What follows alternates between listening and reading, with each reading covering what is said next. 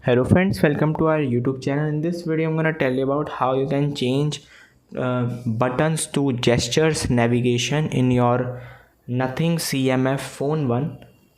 Before watching this video, if you have not subscribed to our YouTube channel, then subscribe to it and like our video. So let's start friends. First you have to click on settings like this, click on system, and friends here you can see gestures. Click on navigation mode. You can see there is a gestures navigation. How you can perform these tasks. If you want to go back, then you have to swipe right like this, you can see. And if you want to go to home screen, then you have to swipe upwards. And if you want to go to recent apps that you have opened, then you have to swipe up like this.